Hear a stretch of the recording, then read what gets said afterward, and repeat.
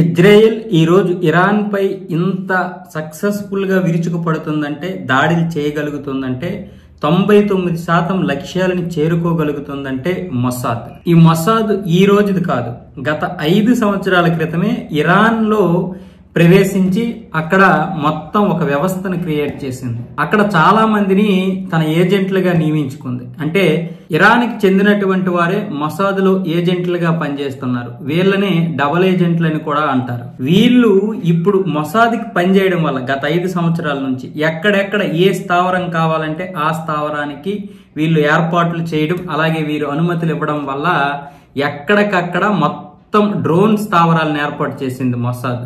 ఇప్పుడు అందుకే ఇక్కడ అణుశుద్ధి కారాగారాలపైన, అలాగే సముద్ర శుద్ధి కారాగారాలపైన, ఈ క్షేత్రాలన్నింటిపైన కూడా ఇజ్రాయెల్ 100% లేదా 99% సక్సెస్ఫుల్ గా దాడులు చేయగలుగుతుంది.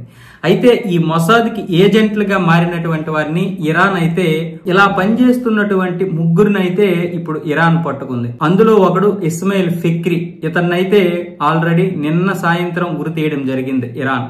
అలాగే మిగతా ఇద్దరికి కూడా ఉరి తీసే ప్రయత్నాలు అయితే జరుగుతున్నాయి. ఇక్కడ ఉపేక్షించే పని ఉండదు. భారత్ లాగా ఇప్పుడు భారతదేశంలో ఉగ్రవాదులకి సపోర్ట్ చేసినటువంటి దేశద్రోహులు ఎవరైతే ఉన్నారో మనం మాట్లాడుకుందాం. ఐఎస్ఐకి ఎవరైతే ఏజెంట్లుగా పనిచేశారో వీళ్ళందరినీ కూడా ఇప్పుడు విచారిస్తున్నారు. అదే నిజమని తేలింది అనుకోండి, జైలు శిక్ష వేస్తారు భారతదేశంలో. ఎందుకంటే చట్టాలంతా చాలా బలహీనంగా ఉన్నాయి. చట్టాలు ఇంత బలహీనంగా ఉన్నాయి కాబట్టి అందుకే మన దేశంలో వీళ్ళంతా కూడా దేశ ద్రోహానికి పాల్పడుతున్నారు.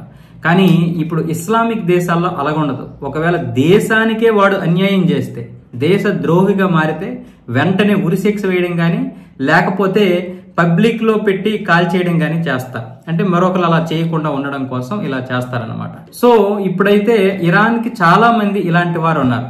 అంటే మొసాద్కి పనిచేసే వాళ్ళు. ఇప్పుడు మనం ఇజ్రాయెల్కి సపోర్ట్ గా మాట్లాడినా, ఇప్పుడు మొసాద్కి వాళ్ళు పనిచేస్తున్నారు అంటే ఎవరు, ఇరాన్కి చెందినటువంటి వారు పనిచేస్తున్నారంటే ఇరాన్ దేశానికి అన్యాయం చేసినట్టుగా, అది దేశద్రోహమే. కాబట్టి అది ఏ దేశమైనా దేశద్రోహమే. కాబట్టి ఇప్పుడు వాళ్ళని గురి తీస్తుంది ఇరాన్.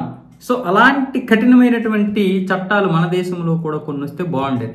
అలా అయితే ఇప్పుడు ఇంచుమించు 3000 మంది మన దేశ ద్రోహానికి పాల్పడ్డారు కదా, అందులో కనీసం 500 మందికి ఉరిశిక్ష పడుతుంది.